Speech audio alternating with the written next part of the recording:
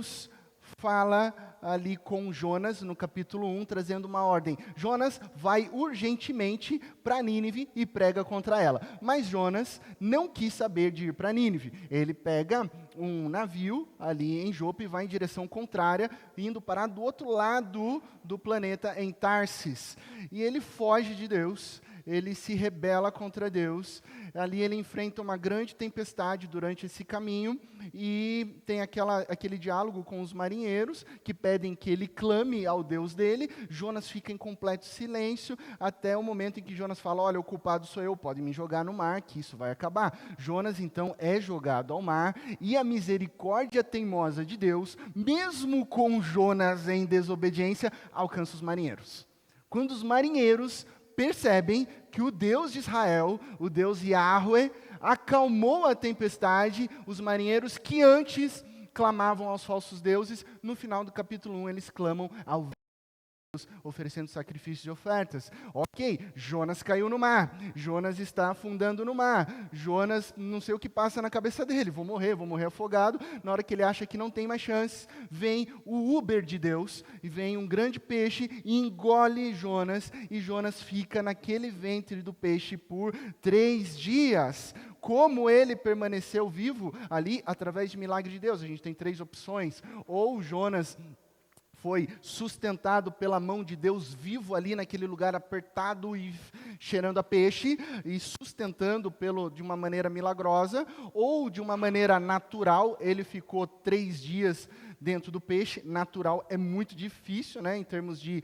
considerar algo para respirar ali dentro. Ou uma terceira opção: Jonas morreu, mas foi ressuscitado por Deus quando ele foi vomitado. Enfim, essas são 3 perspectivas. Não importa para nós, o que importa é que nós cremos que o nosso Deus é o Deus de milagres, e Jonas foi vomitado em terra firme, vivo.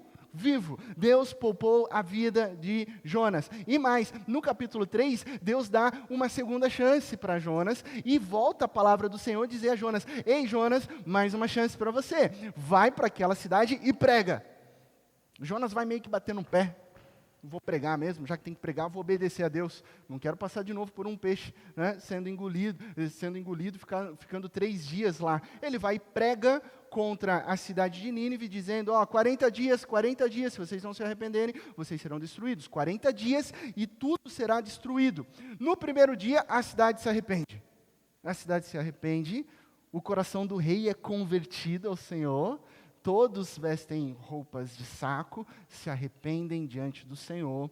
E ao final do capítulo 3, a palavra de Deus diz que Deus se arrependeu do que fez e não destruiu o povo de Nínive. A misericórdia teimosa de Deus alcançou os marinheiros, alcançou Jonas, mantendo ele vivo no capítulo 2, e agora ela alcança até mesmo o rei de Nínive, de um povo que não é de Israel.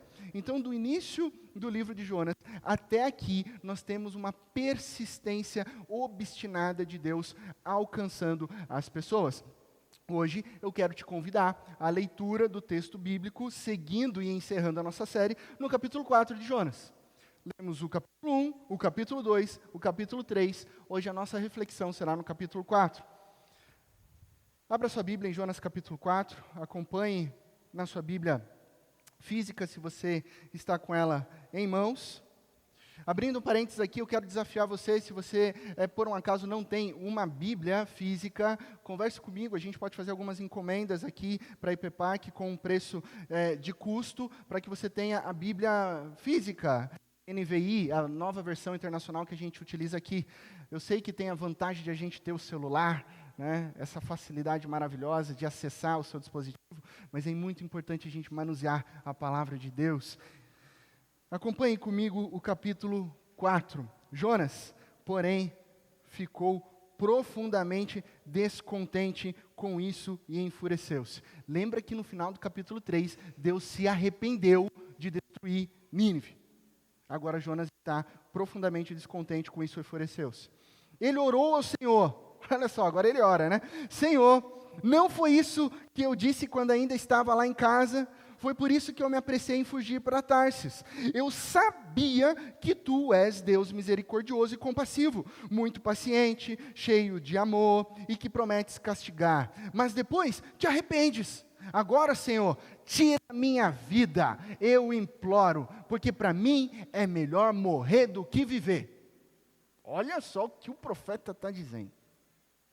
O Senhor lhe respondeu: Ô Jonas, versículo 4, você tem algum motivo? Você tem alguma razão para essa fúria toda? Versículo 5, Jonas saiu e sentou-se num lugar a leste da cidade. Ali construiu para si um abrigo. Sentou-se à sua sombra e esperou para ver o que aconteceria com a cidade. Versículo 6, então o Senhor Deus fez crescer uma planta sobre Jonas, para dar sombra à sua cabeça e livrá-lo do calor, bem semelhante ao de um domingo em Indaiatuba, o que deu grande alegria a Jonas. Versículo 7, mas na madrugada do dia seguinte, Deus mandou uma lagarta, em algumas versões, verme, para atacar a planta, a raiz da planta, e ela secou-se. Ao nascer do sol, Deus trouxe um vento oriental muito quente, e o sol bateu na cabeça de Jonas, ao ponto de ele quase desmaiar. Com isso ele desejou morrer, e disse: para mim seria melhor morrer do que viver. Segunda vez que o profeta diz isso.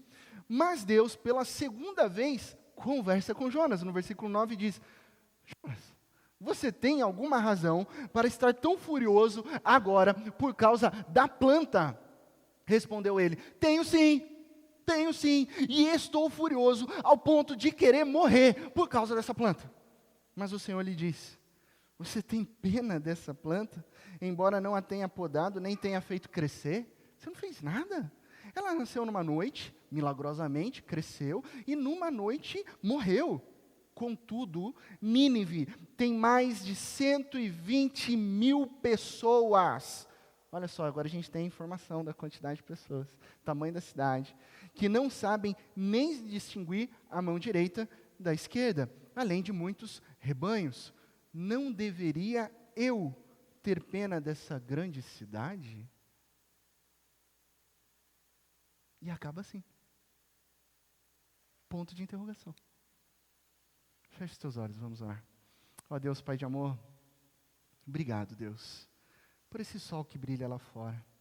Obrigado, Deus, pela tua doce voz falando aos nossos corações. Obrigado, Deus, porque nós agora nos reunimos no teu nome para ler a tua palavra, sermos fortalecidos por ela, disciplinados por ela, moldados por ela, na mais absoluta certeza de que a sua misericórdia nos alcança. A tua misericórdia teimosa move os nossos corações. Aqui nos rendemos a esse teu amor, a tua graça, e pedimos que o teu Santo Espírito fale poderosamente em cada coração aqui. Em Cristo Jesus que nós oramos. Amém. Amém. O tema da série é misericórdia teimosa. Talvez você tenha no início da série pensado assim: nossa, mas teimosia é uma palavra um tanto negativa, né?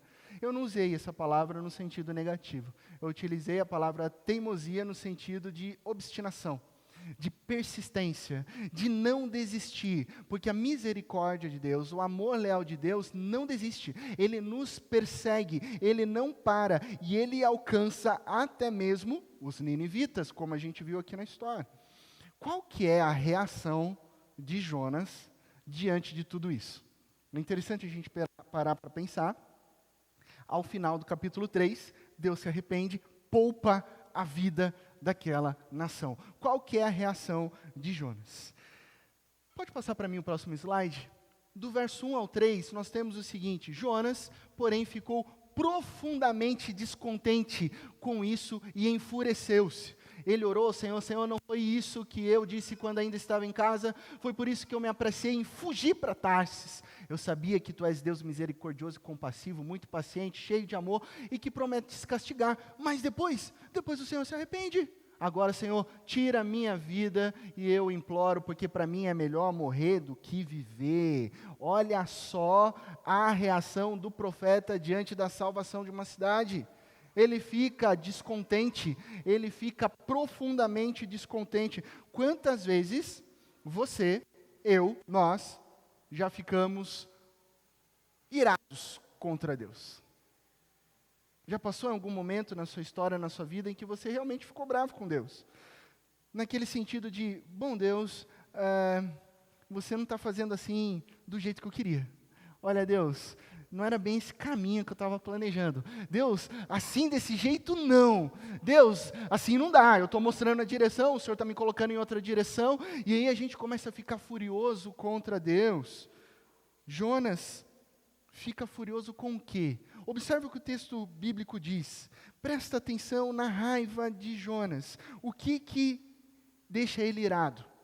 O que deixa ele enfurecido? O fato de que uma nação se converteu ao Senhor. Olha que doideira.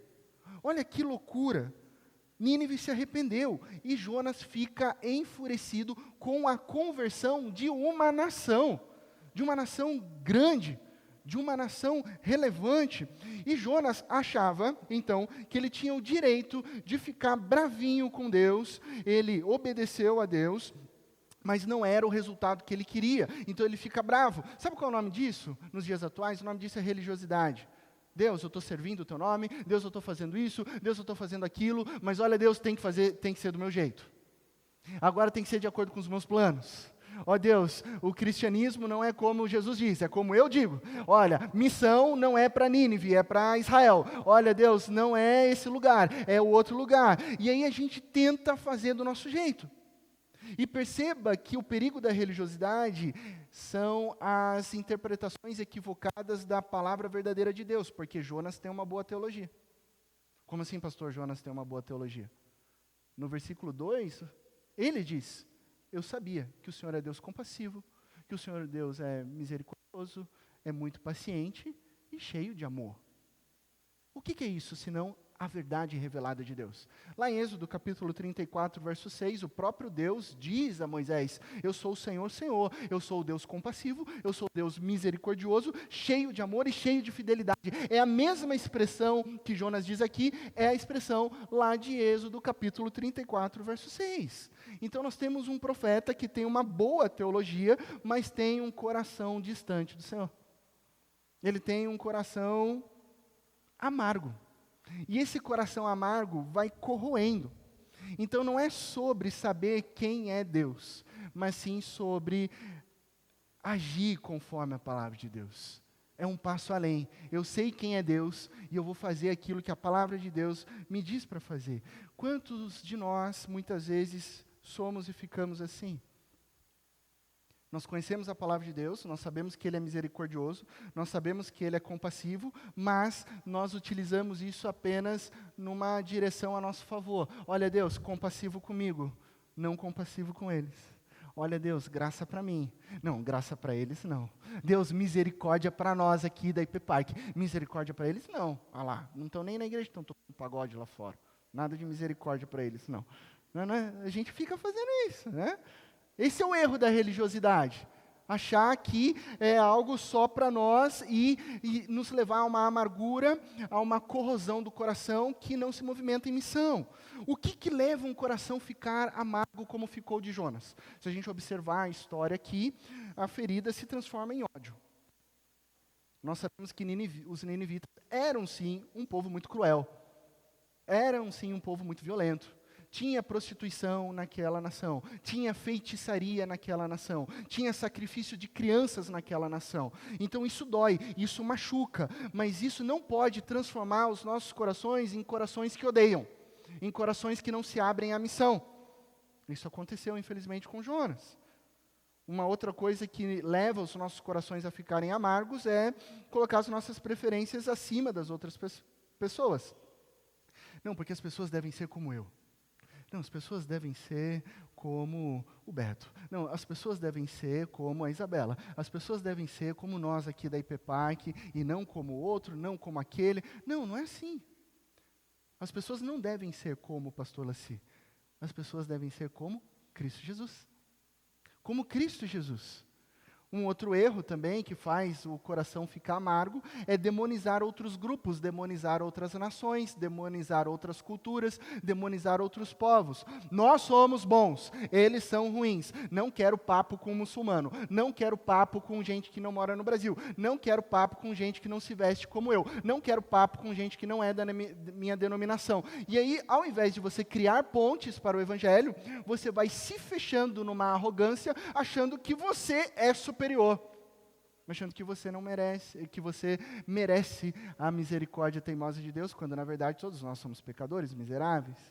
Jonas está amargo, porque ele olha os ninivitas como inimigos. Só que Deus está alcançando todos os seus inimigos. E aqui está Jonas, como um religioso pensando, com um coração amargo, falando: olha, para mim, graça, lei para eles, graça para mim, lei para eles, graça para mim. Por isso que ele prega no estilo fogo no parquinho, né? A pregação dele é fogo, é destruição, é graça para mim, mas olha, daqui 40 dias fogo, daqui 40 dias destruição, daqui 40 dias, olha, não vai sobrar nada, só cinzas, ninguém vai ter chance, daqui 40 dias, destruição total. Segunda chance para mim, segunda chance para eles? Não! Esse é um problema. As pessoas conhecem a palavra de Deus e, diante da lei, elas querem aplicar as leis sobre os outros. E aí, quando nós somos questionados, né? Ei, mas você também erra, pastor. Aí a gente quer justificar. Não, mas olha, veja bem, eu sou lavado pelo sangue de Cristo Jesus, eu tenho perdão de Jesus. Calma lá, é um caso diferente. Não, todos nós dependemos da graça de Jesus. Então não tem essa de fogo neles e salvação para mim. A salvação, ela vem do Senhor. E a ironia do livro de Jonas é que ele não é obediente. Ele foge, ele é rebelde, ele é desobediente, mas aqui ele é o valentão. Ele quer mostrar para Deus como que faz. Ele quer mostrar para Deus que ele é o profeta e que tem que ser do jeito dele. Só que a misericórdia de Deus se estende a todas as pessoas, não somente a pessoas como Jonas, não somente a pessoas como eu e como você. Um segundo movimento que a gente percebe aqui é que a misericórdia teimosa de Deus, ela é pedagógica. Quando Deus vai conversar com Jonas. Ô Jonas, você está reclamando aí? Você está mostrando esse coração amargo? Eu vou fazer uma única pergunta. Você tem, por acaso, razão nesse seu posicionamento? E aí, se a gente lê esse texto com calma, a gente vê um Jonas meio emburradinho, né? Meio bicudinho. Ah, não foi do meu jeito, não é o povo que eu gosto, se debatendo no chão, porque, se Deus não faz do meu jeito, então é melhor eu morrer, é melhor eu parar por aqui, é melhor eu desistir. Então ele parece aquela criança que está no supermercado se debatendo: eu quero iogurte, eu quero iogurte, eu quero iogurte. E conforme mais ele grita, ele acha que o pai vai dar o iogurte para ele. Então o que Jonas faz aqui? E é muito interessante o que Jonas faz aqui. Porque o que Jonas faz é o seguinte: ele vai, quando Deus pergunta, ele não responde. Quando Deus pergunta pela primeira vez, ele não responde. Ele sai da cidade, o texto bíblico diz que ele vai para leste, aí ele sobe no monte. O que Jonas faz? Simples. Ele vai assistir de camarote. Ele vai pegar uma cadeirinha, ele vai sentar ali, e é isso que o texto bíblico diz. Acompanha comigo, vamos lá para o texto, dá uma olhada, por favor, no versículo, deixa eu só ajeitar aqui o fiozinho, o versículo 5. O que diz o versículo 5? Acompanha comigo. Ele sai e senta-se num lugar a leste da cidade. Ali ele constrói para si um abrigo, sentou-se à sua sombra e esperou. Olha só, cruzou a perninha ali e esperou. Esperou, mas esperou o quê? Olhando para Nínive, ele esperou na seguinte maneira: Deus, não vou nem te responder, eu só saio daqui se for do meu jeito. E qual que é o meu jeito? O meu jeito é fogo no parquinho. Então é o seguinte, eu vou esperar tacar fogo nessa cidade. E ele fica ali numa distância, né, aguardando que Deus cumpra conforme a vontade de Jonas. Ele pregou que 40 dias Nínive seria destruída. A cidade se converteu. O que Jonas está pensando? Eles não vão aguentar. Tem 39 dias. Eles vão voltar para os seus maus caminhos e eu vou assistir aqui de camarote essa cidade pegar fogo. Então Jonas senta e literalmente Jonas espera que a cidade volte aos seus maus caminhos para que ela seja destruída. Esse é o coração do profeta, o coração amargo. Mas o que Deus faz? Olha só o que Deus faz no versículo 6. Esse é o posicionamento de Jonas. Olha o posicionamento do Senhor no versículo 6. Então o Senhor Deus fez crescer uma planta sobre Jonas para dar a sombra à sua cabeça e livrá-lo do calor, o que deu grande alegria a Jonas. Ele sentou numa cadeirinha, distante daquele povo imundo. Deus faz crescer uma planta e Jonas se enche de alegria. Mas é claro, obrigado Deus. Agora que melhorou, porque eu estou numa sombra, eu estou tranquilo, eu vou aqui ver esse povo ser destruído de camarote. De camarote. Esse é o posicionamento do profeta. Tamanha arrogância, tamanho coração distante do Senhor. Ele não percebe, ele estava enfurecido, ele estava com raiva e agora ele está alegre. Alegre porque ele tem sombra e porque ele está esperando uma destruição. Ele não está entendendo o que Deus está tratando na vida dele. Agora eu posso ver, agora eu posso orar. Deus, mata tudo. Elimina esses ninivitas aí. Ninguém presta, eu vou ficar esperando. Só que Deus tem um senso de humor maravilhoso, né? E nesse livro tem muita ironia. Porque logo no versículo 7, o que Deus faz? Na madrugada seguinte, Deus mandou um verme, Deus mandou uma lagarta atacar a raiz daquela planta. E secou. Um dia de sombra, o outro dia a planta seca. Então, é interessante que Deus envia tempestade, Deus envia peixe, Deus envia planta e Deus envia agora uma lagarta. E só Jonas não está percebendo. Só Jonas não está percebendo que Deus está ali, estendendo uma misericórdia para tratar o coração dele. Verso 8, o que diz? Ao nascer do sol, Deus trouxe um vento oriental muito quente e o sol bateu na cabeça de Jonas, ao ponto de ele quase desmaiar. Com isso, o que acontece? Ele deseja a morte novamente. Para mim, seria melhor morrer do que viver. Jonas pira. Jonas protesta contra Deus. Deus, o que você fez aqui? E ele não percebe a misericórdia soberana, teimosa, agindo na vida dele. Ele está num embate contra Deus, de tipo, quem que está governando aqui? Deus tem que ser do meu jeito, e Deus está mostrando, eu sou soberano. Não, mas o Senhor não está fazendo do jeito que eu quero, e Deus está falando, eu governo, eu reino. Ei, Jonas, mas eu quero diferente, Deus. É uma questão de obediência, é uma questão de reverência, é uma questão de rendição. A gente brinca com Jonas, né? Mas eu queria dizer, não seja rápido em julgar Jonas. Lembra da nossa segunda mensagem?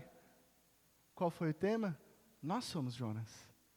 Nós somos Jonas. Nós fazemos isso. Nós queremos do nosso jeito. Nós queremos fazer e dar ordens para o Deus que reina soberanamente. Nós queremos ensinar Deus como é que faz. Então não julgue Jonas. No dia de Yom Kippur, a gente conversou sobre isso. Todo ano, a sinagoga judaica lê o livro inteiro de Jonas em uma só voz, para no final todo mundo dizer, nós somos Jonas, nós desobedecemos, nós nos rebelamos, nós fugimos de Deus, nós desobedecemos 1, 2, 3 vezes, portanto nós dependemos demais da misericórdia teimosa de Deus, que é obstinada, que nos alcança, que nos persegue e que molda e transforma os nossos corações. Nós precisamos de Deus. Não sejamos rápidos a julgar Jonas. A gente precisa aprender com essa misericórdia teimosa, que é pedagógica, a desenvolvermos um coração parecido com o coração de Cristo Jesus.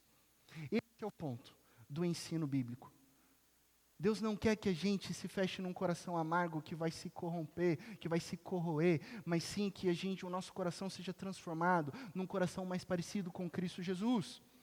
Jonas é o maior evangelista da história bíblica. Já parou para pensar? Ele é o maior evangelista da história bíblica. Foram 120 mil pessoas que não sabiam a diferença de direita e esquerda que se converteram. A cidade toda se converteu. Mas esse mesmo profeta bem-sucedido é fracassado porque está fechado no seu mimimi. Está bicudinho, está de mal com Deus, está bravo porque a planta secou, está protestando. O quanto a gente é parecido. Quantos de nós muitas vezes oramos a Deus, Deus, nos dê isso, nos dê aquilo, e então eu ficarei feliz, então eu ficarei satisfeito, então eu ficarei como Jonas, uma sombrinha aqui que vai me encher de alegria. E aí Deus vem e seca a nossa planta para mostrar, não é de coisas que você precisa, é da minha presença. Quando você entender que a minha presença aqui te basta, então você será alegre em todas as circunstâncias. É isso que Deus está ensinando o profeta Jonas aqui. Agora, Deus continua falando com o profeta. Deus continua falando com Jonas, mesmo ele emburradinho. Por quê? Porque Deus é fiel à sua aliança. Deus, ele é fiel à palavra dele. Então Deus chama Jonas para a conversa. Deus fala assim, vamos continuar esse diálogo, Jonas. E ele começa a perguntar, Jonas, por que você está bravo? Jonas, por que você está aí tão nervoso com essa situação? Você está bravo. E é interessante que o texto bíblico diz, Jonas, você tem alguma razão para estar tão furioso por causa da planta? Deus fala, por causa da planta. Eu acho interessante que Deus fala, você está bravinho por causa da planta? Ele responde, sim, eu estou. É por causa da planta. Ele bate o pé por causa da planta. Ah, é por causa da planta? Então conta, o que está acontecendo? Ah, o Senhor mandou uma planta, eu estava feliz, esperando a cidade queimar, pegar fogo e tal. O Senhor manda uma plantinha, eu fiquei tranquilo, abri um refrigerante, sentei numa cadeira, coloquei meu óculos de sol, e aí estava tudo gostoso, estava tudo confortável, e o Senhor matou a planta. Eu estou furioso sim, porque o Senhor é um Deus assassino de plantas. Olha a ironia do texto bíblico. Olha a ironia, ele está bravo, ele está a ponto de morrer, contudo, o verso 11 explica, e Deus vai além. Então você se importa mais com pessoas ou com plantas? Então, Senhor Jonas, só para eu entender, seu vasinho de suculenta, eu sei que tem um pessoal aí que cultiva suculentas, é mais importante que uma pessoa? Porque eu perguntei, por que você está furioso por causa de planta? Agora você é pai de planta, Jonas? Assim não, né? Você não se importa então com os ninivitas? Verso 11. Você tem pena dessa planta, embora não tenha podado nem a tenha feito crescer. Olha, Jonas, você tem pena dessa planta, mas quem fez crescer sou eu. Eu sou aquele que governa sobre todas as coisas. Eu reino soberanamente. Se você não está entendendo, eu vou explicar para você, Jonas. Ela nasceu numa noite e numa noite morreu, porque eu sou o Deus, Criador dos céus e da terra. Contudo, Nínive, é sobre Nínive que eu quero falar. Você está preocupado com a planta, você está preocupado com a sua suculentinha aqui, mas olha, Nínive tem mais de 120 mil pessoas que não sabem nem distinguir a mão direita da esquerda, além de muitos rebanhos. Você está preocupado com planta? Ou preocupado com os ninivitas? Ou com vidas? Tem vidas lá. Eu conheço cada pessoa lá. Eu enviei você para pregar lá. Eu enviei você para converter os corações lá. Eles se converteram. Eles se arrependeram. E você está chorando aqui a ponto de planta? 120 mil pessoas.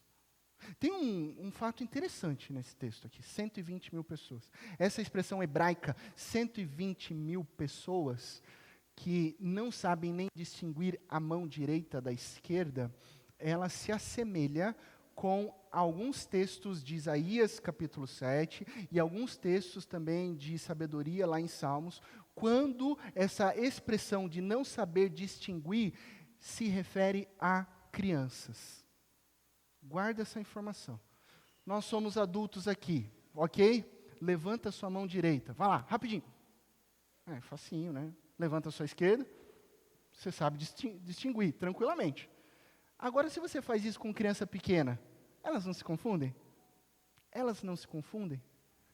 Então, existe uma grande possibilidade de que 120 mil pessoas sejam 120 mil crianças. E aí, fazendo uma proporção de 1 para 5, como eram as grandes cidades da antiguidade, Nínive teria 600 mil habitantes. Pastor, você está tirando isso da onde? Apenas da exegese do texto bíblico? Não somente da exegese do texto bíblico. Existem relatos de historiadores e de arqueólogos que, ao escavar a antiga Nínive, o tamanho da cidade encaixava certinho com 600 mil habitantes. E a referência é a 120 mil pessoas, 120 mil crianças. Quantos de nós valorizamos mais as pequenas coisas ao invés de vidas? Preste atenção nisso. Você já ouviu alguém falar assim: o mundo está muito violento, o mundo está muito cruel, esse mundo parece Nínive agora. Por isso que eu amo muito mais cachorro do que gente. Você já ouviu isso? Parece que está em comum falar isso, né? Por isso que eu amo mais o meu gatinho. Por isso que eu amo mais a minha calopsita. Por isso que eu amo mais a minha suculenta. Porque eu estou frustrado com o mundo. Eu estou frustrado com a humanidade. Olha para você. Todos nós somos miseráveis homens pecadores. As pessoas estão trocando o valor de uma pessoa em detrimento dessa pessoa por coisas. 120 mil crianças. Deus é um Deus que ama crianças. Deus é um Deus que tem uma preocupação especial com crianças. A gente não sabe. Eu não posso forçar o texto bíblico. Mas o que moveu o coração de Deus para salvar Nínive? Talvez tenha sido 120 mil crianças. Deus é um Deus que ama a vida. Porque Ele é o autor da vida. Nessa semana, a ministra Rosa Weber liberou o julgamento da ADPF 442, que busca o quê? A descriminalização do aborto. E uma das razões a favor do aborto, nas pautas que nós ouvimos, lemos e descobrimos na internet, é a desumanização do feto. Pode perceber, todo o fundamento é para dizer que o feto não é feto, que o feto é um amontoado de células, que o feto não é vida, que o feto é um conglomerado, que o feto é uma coisa. Porque se for uma coisa, não tem valor. E se for uma coisa, eu jogo fora. Então, nessa tentativa de coisificar um feto humano, estamos matando vidas. Deus é um Deus que ama vidas. Deus é um Deus que se importa com crianças. Vou dizer uma coisa para você. A questão do aborto não guarda isso, não é uma questão de saúde pública. Eu sei que todo mundo fala, é uma questão de saúde pública. Não é questão de saúde pública. Questão de saúde pública é saneamento básico. Questão de saúde pública é atendimento médico para pessoas que não têm condições. Questão de saúde pública é questão de remédio, se chega remédio para todo mundo. Questão de saúde pública é a luta contra o alcoolismo, contra o tabagismo. Tudo isso é questão de saúde pública. Aborto não é uma questão de saúde pública, ele vai além. O aborto é uma questão de vida. De vida. E quem define a vida é o autor da vida. É o nosso Deus. Não é o Estado, não sou eu, não é você, é o próprio Deus, o Criador e o autor da vida. Então, a liberação do aborto, e aqui eu falo com todas as palavras, é a defesa de um genocídio de vidas indefesas. Esse é o ponto. Mas aí alguém vai levantar e falar, não, mas é só descriminalização. A nossa lei tem casos de exceção específicos. Já tem jurisprudência. O que estão tentando trazer é a descriminalização total. Mas é uma questão de saúde pública, porque veja bem, a mulher, vai acontecer alguma coisa, ela vai ser presa, onde já se viu ela ser presa, onde já se viu ela numa situação de tamanha dor e cometer um ato, ela ser presa. Eu entendo tudo isso. Quem sou eu para falar da dor de uma mulher que chega nesse ponto, onde talvez ela não tenha nenhum apoio emocional, nenhum apoio psicológico, nenhum apoio espiritual para cometer esse ato? Não estamos aqui para julgar essa mulher, mas não me venha falar que ela vai ser presa, porque se você trazer para mim um caso no Brasil de uma mulher que foi presa por causa de aborto, eu venho semana que vem vestido de peixe de Jonas. Não tem. Então a gente não pode cair nessa ladainha de uma ação para matar vidas. Para matar vidas. Nós somos cristãos. Nós defendemos. Esse é um tema polêmico, muita gente não vai gostar. Serei cancelado no Instagram. Não. Manda um e-mail para mim, pastorlaci@nãomeimporto.com.br. Manda lá a sua reclamação. Porque o que nós nos importamos é isso daqui. É a palavra de Deus. 120 mil crianças salvas lá em Nínive. A gente não pode coisificar. A gente não pode desumanizar. Porque retirar do feto a imagem e semelhança de Deus é coisificá-lo. Se você chegar e retirar a imagem de Deus de uma pessoa que está andando na rua, sabe, porque a gente vai coisificando pessoas. A gente é insensível às pessoas que estão passando fome. A gente é insensível às pessoas, as pessoas em situação de rua. A gente não olha para elas, a gente coisifica essas pessoas. Isso é demonizar, isso é tirar daquela pessoa, daquela vida, a imagem e semelhança de Deus, no sentido mais puro da palavra. Se a gente fazer isso com as pessoas, coisificando elas, tornando essas pessoas invisíveis, os pobres, os marginalizados, as viúvas, os órfãos, os mendigos, nós estaremos literalmente demonizando, porque é isso que o diabo faz. Ele retira, ele quer distorcer a imagem de Deus e ele quer demonizar todas as coisas. A gente atua pela vida, a gente grita pela vida. E Deus está colocando Jonas para pensar ali. E aí, Jonas? Suculentinha ou vidas? 600 mil pessoas. Mas eles são assassinos, mas eles são cruéis, mas eles não são o povo de Israel. Vidas ou plantas? Deus está trabalhando na vida de Jonas. Ele não desiste da sua misericórdia teimosa. Deus não desiste da sua misericórdia. Jonas não é o herói dessa história, a gente vê claramente aqui, não é sobre o poder de Deus, mas é sobre a misericórdia, não é sobre o poder de Jonas, é sobre o poder de Deus, é sobre a misericórdia teimosa de Deus, que não desiste de mim, não desiste de você, não desiste de nós, e nos conduz na transformação do coração. Aquilo que antes a gente pensava como pessoas inimigos de Deus, a gente não pensa mais. Aquilo que nós fizemos no passado, já não tem mais poder sobre as nossas vidas. A culpa não tem poder sobre a sua vida. Guarde isso. A culpa não tem poder na sua vida, porque já não há mais condenação para aqueles que estão em Cristo Jesus. Então não interessa o que você fez ontem, não interessa o que você fez semana passada, não interessa o que você fez ano passado, não interessa se você tem vergonha do seu passado. Em Cristo Jesus você é nova criatura. Em Cristo Jesus o seu coração é transformado. E Deus está trabalhando para que a gente tenha um coração de Jesus. Um coração de Jesus que na cruz diz: Pai.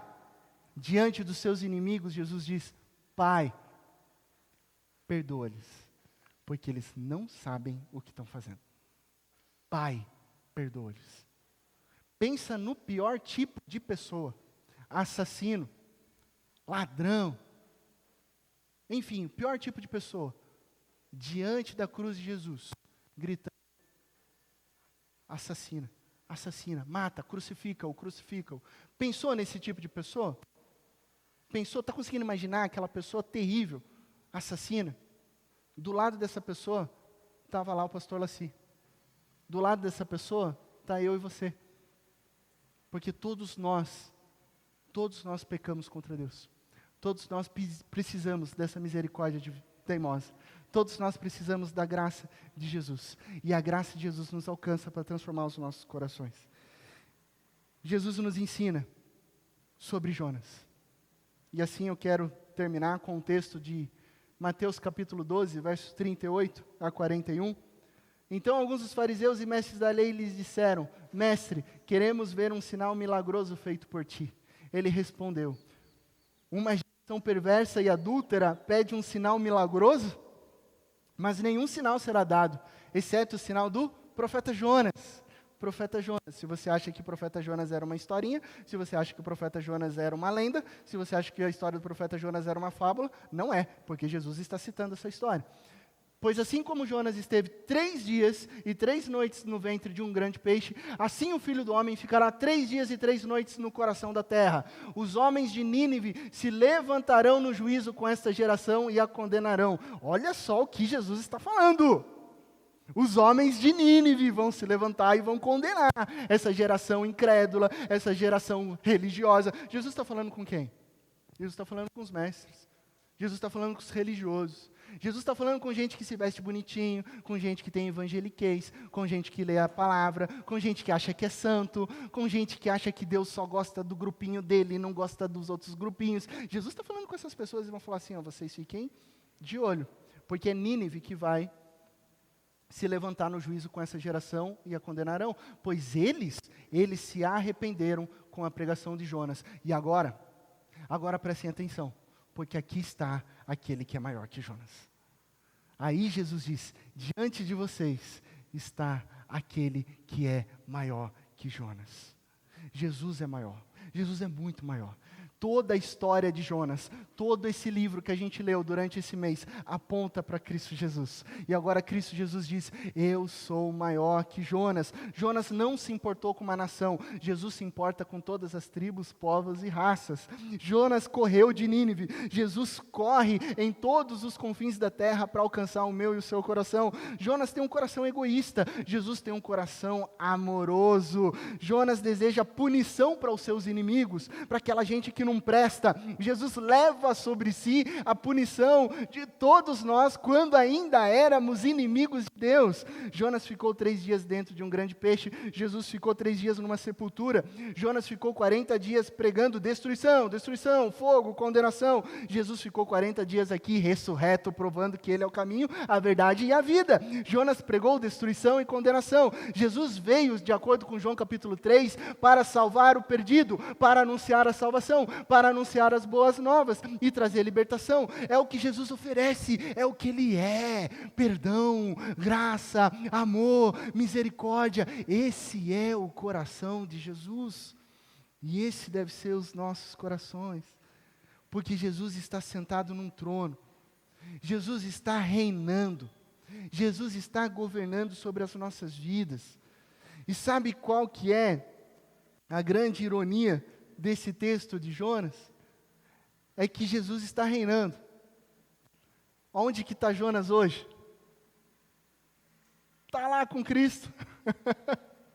Jonas, o profeta fujão, o profeta desobediente, o profeta que cometeu uma série de erros, está com Cristo Jesus, não por causa de Jonas, mas por causa da vida, obra e morte de Cristo Jesus.